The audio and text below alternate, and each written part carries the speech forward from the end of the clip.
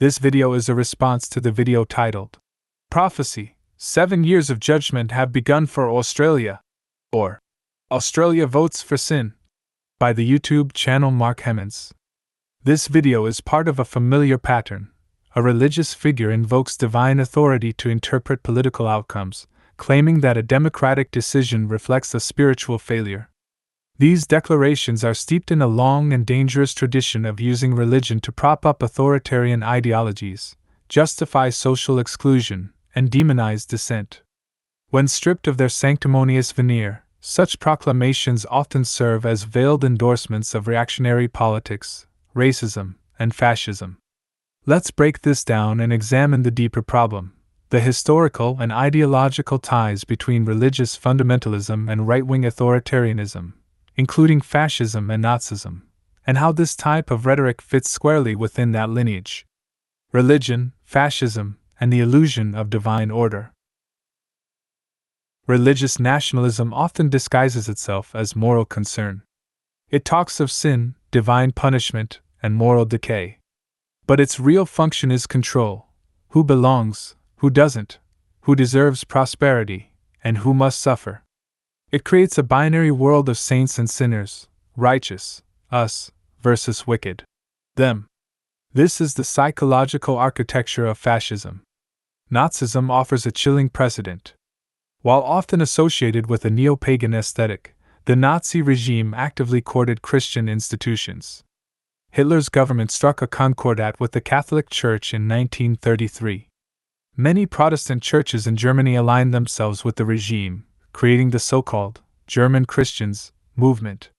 They fused Nazi ideology with Christian imagery, portraying Hitler as a messianic figure and Germany as a chosen nation. Nazi propaganda mirrored many of the same themes found in this video: that society had fallen into moral decay, that this decline was caused by corrupting outsiders, Jews, in their case, immigrants, LGBTQ+ people, or woke agendas in others. That restoration required returning to a purified, godly order through strength and obedience. Divine punishment as political weapon.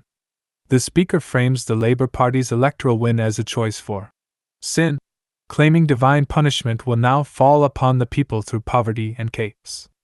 This idea is a theological version of the people must be punished for voting the wrong way. It's profoundly anti-democratic. It's also eerily close to fascist logic: the masses, poisoned by liberalism, must be purged or suffer until they return to the true path.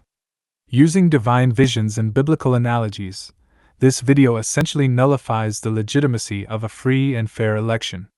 This is not prophecy, it's propaganda. It hijacks scripture to undermine democratic processes, intimidate dissent, and justify future attempts at religious authoritarianism. The real sin: racism and scapegoating.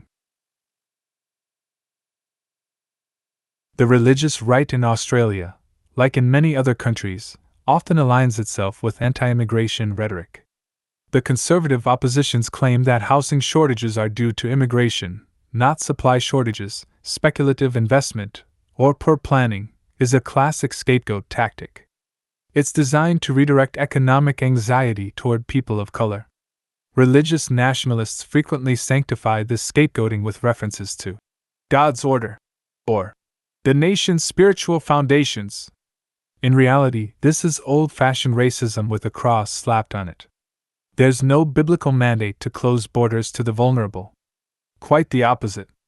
Scriptures, particularly in the Old Testament, repeatedly command hospitality to strangers, justice for the oppressed, and care for the poor.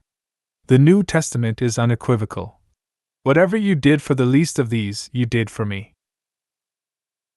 The attempt to fuse Christian theology with xenophobic policy is not only a betrayal of Scripture, it's the moral rot it claims to condemn. The abuse of prophecy. This video claims to have foreseen the Gulf Wars, Trump's election, and now Australia's supposed descent into divine wrath. It's a familiar tactic among charismatics and televangelists: use vague or unverifiable predictions to create the illusion of divine authority. This tricks followers into believing political preferences are heaven-sanctioned commands. But this is not divine insight, It's emotional manipulation. It's authoritarian in spirit. Don't question, don't vote differently, or God will punish you. This logic prepares the ground for theocracy. It elevates a single religious voice over all others and declares disagreement not just incorrect but evil.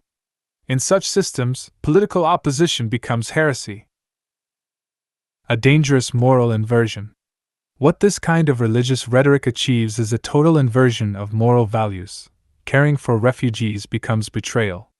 Legal abortion becomes genocide. Voting for economic reform becomes rebellion against God. Meanwhile, greed, racism, and political oppression are recast as divine righteousness. This inversion is why religion has so often been co-opted by fascist regimes. It provides not just justification, but moral fuel for oppression. It allows people to believe they are doing holy work when they marginalize others, when they restrict rights, when they support strongmen. The way forward, defusing the fusion of faith and fascism. To counter this rising tide of religious authoritarianism, it's crucial to reassert both the secular and spiritual values that oppose it. Democracy is not sin. It is a mechanism for shared decision-making and social justice. Compassion is not weakness. It is a core moral strength. Welcoming immigrants is not surrendering national identity. It is an affirmation of human dignity. Religion is not a license to impose one group's moral code on everyone else. It should be a source of humility, not domination. The truth is that faith is religious tyranny.